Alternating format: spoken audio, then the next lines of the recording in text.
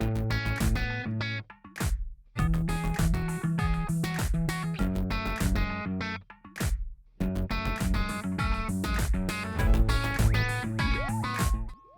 à toutes et à tous, bienvenue dans cette nouvelle Vente en direct. Alors aujourd'hui, on se retrouve à la Roche-sur-Yon, à la librairie 85 000. Et je suis avec Iban Carrère, bonjour. Bonjour. Alors vous êtes responsable du rayon manga qui se situe juste là-bas. On va peut-être le voir tout à l'heure. Et on va parler justement de manga, puisque cette année, en 2021, on a connu une explosion de ventes. Alors s'il y a moyen de m'expliquer un petit peu ce succès, quelle évolution vous avez pu constater sur cette année 2021, au niveau des ventes, bien sûr. Alors, il y a eu plusieurs facteurs clairement à ce niveau-là. Il y a eu le développement de l'animation, beaucoup. Ça joue énormément dans la vente, mine de rien. Je pense à Tokyo Revengers, à des mangas de ce Mhm. style-là qui ont eu ou qui vont avoir leur animation, qui du coup entraînent un afflux de la découverte du manga. Le pass culture, évidemment, pour le coup, puisque ça a commencé, je crois, en mai, quelque chose comme ça. Les 300 euros pour les jeunes de 18 ans ont fait que il y a eu.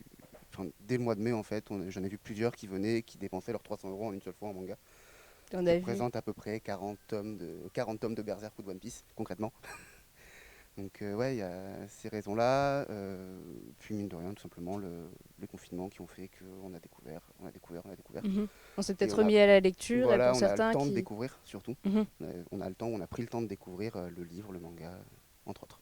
Alors justement, qu'est-ce qui a marché le plus? Vous avez sorti quelques noms. Concrètement, en termes de genre, est-ce qu'il y en a qui ont plus explosé que d'autres? Beaucoup le shonen, pour le coup. Le shonen, c'est cette tranche d'âge de 10 à 18 ans, Mhm. concrètement. Sachant qu'il y a les shonen pour 10 ans comme Dragon Ball, les shonen pour 18 ans comme 008 Apprenti Espion. Pour le coup, on a des scènes un peu plus explicites, on va dire. Donc le shonen beaucoup, puis c'est là qu'il y a les Jojo Bizarre Adventure, les Demon Mhm. Slayer, Tokyo Revengers, tous ces... Et puis c'est la tranche Voilà. d'âge aussi du Culture Pass. Et c'est la tranche d'âge du Culture Pass absolument, complètement. Sachant que les 18 ans, ils sont à la limite entre le shonen et le seinen. Le seinen, c'est le manga pour un public plus adulte, pour le coup, avec des thématiques plus complexes, que ce soit au niveau de la mort, de la violence, du graphisme plus évolué. Parce que clairement, on prend Berserk par exemple, on est sur un graphisme très détaillé, très sanglant, très violent, Mhm. très appuyé. Donc forcément, c'est pas forcément plus adapté pour... ça rentre pas dans la catégorie shonen en tout cas. Mais est-ce qu'on peut parler aussi d'un nouveau public? Parce que c'est vrai que tous ces genres, par exemple, tout le monde ne les connaît pas forcément. Est-ce que ça a permis aussi à certains de découvrir le manga, tout simplement? Ouais, complètement. Pour le coup, il y a beaucoup d'éditeurs notamment qui font des offres de découverte du manga. Je pense à Naruto, tout simplement, Mhm. qui est un manga Des qui fait partie classiques. des grands trois à l'époque, où les 5 premiers tomes sont à 3 euros.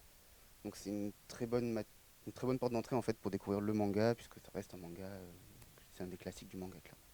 Et qu'est-ce qui peut attirer le plus? Qu'est-ce qui plaît finalement dans ce style littéraire? Parce que tout le monde... Enfin, il y en a certains qui le qualifient aussi de bande dessinée, c'est assez différent quand même. Donc qu'est-ce qui peut plaire au public? Alors le manga est une bande dessinée. Le manga, c'est comme Oui, c'est pas une bande le dessinée comics est à classique. l'Amérique, ce que le manga est au Japon, et ce que la BD Mhm. est à la France et est au franco-belge. Pour le coup, on est sur de la bande dessinée japonaise.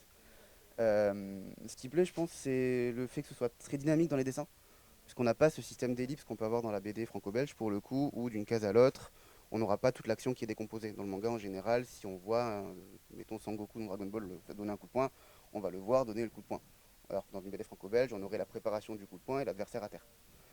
Je pense que ça plaît pas mal, et puis, mine de rien, les thématiques, puisque le manga est très ouvert dans ce qu'il traite, comment il le Mhm. traite aussi avec parfois certes des libertés au niveau notamment des personnages féminins de la part des auteurs, Ouais. mais ça c'est plus l'imagination des Japonais qui jouent qu'autre chose.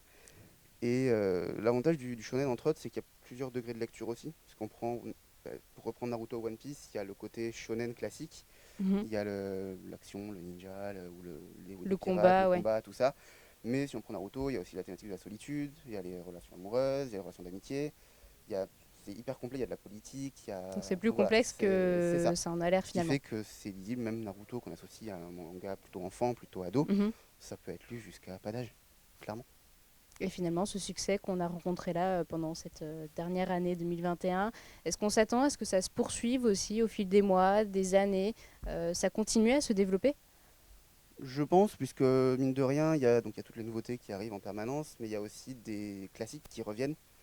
Enfin, One Piece est hors concours, Naruto aussi, mais je pense aux Chevaliers du Zodiaque qui sont réédités. Mhm. Ils sont en train de rééditer tous les Sailor Moon dans une édition, ce qu'ils appellent une édition éternelle, une édition un peu plus jolie en hardcover. Qu'est-ce qu'il y a d'autre? Il y a les Akira qui reviennent, tous les Taniguchi qui sont des grands classiques du manga. Il y a les studios Ghibli qui ont adapté aussi leurs films en manga. Donc non, je pense que c'est pas prêt de diminuer.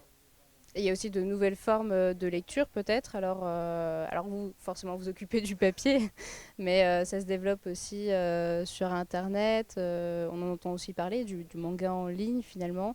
Ouais, complètement. C'est quelque chose qui se fait beaucoup, notamment en Corée, avec le webtoon. Mhm, Ou le manhwa, c'est un manga qu'on lit sur internet, qu'on peut lire sur téléphone, qu'on scrolle en fait, qui se lit de manière verticale par rapport au manga classique qu'on lit plutôt au livre, qu'on lit plutôt de manière horizontale pour le coup. Et donc ça se développe beaucoup, c'est adapté aussi en manga papier pour le coup. Je pense à Solo Leveling, qui est un webtoon, le webtoon peut-être le plus connu, qui s'adapte aussi de plus en plus en papier. Il y a Qu'est-ce qui cloche avec la secrétaire Kim, Crush of a Lifetime. Il y a plein de séries comme ça à l'origine webtoon qui s'adaptent en manga, voire en BD, puisqu'il y a un webtoon qui s'appelle L'Or Olympus qui a été adapté aussi en BD classique pour le coup. mhm. BD au sens franco-belge du terme. Mais on parle aussi justement du format en ligne. Il y a aussi l'animation japonaise qui marche Complètement. très bien. On peut parler de My Hero Ah ouais, Academia complètement. qui est sorti au cinéma même récemment, puis Mm. ça fait succès. C'est My Hero Academia. Il y a Belle de Mamoru Hosoda aussi qui est sorti Mhm. récemment, qui a été adapté lui pour le coup en roman plutôt qu'en manga. Donc si complètement le manga ou l'animation ou la culture japonaise en tout cas est vraiment sur différents médias et se transpose parfaitement d'une plateforme à l'autre. Mhm. Et vous, par exemple, comment vous êtes tombé dans ce monde-là? À 11 ans avec Naruto, clairement. Comme un Alors, peu beaucoup de gens Naruto et aujourd'hui. non, le premier manga c'était quand même les Chevaliers du Zodiaque. Les Chevaliers du Zodiaque sur VHS quand je devais avoir 5 ans, un truc comme ça. Chevalier du Zodiaque, je sais pas si. Les Chevaliers du Zodiaque, je les ai là-bas. Ils Je sont les ai en rayon. là-bas derrière, Ouais, on a peut-être filmé. ouais. Voilà, c'est l'amitié, le combat, les valeurs de base du shonen en fait, pour le Mhm. coup, Et ça continue encore. complètement.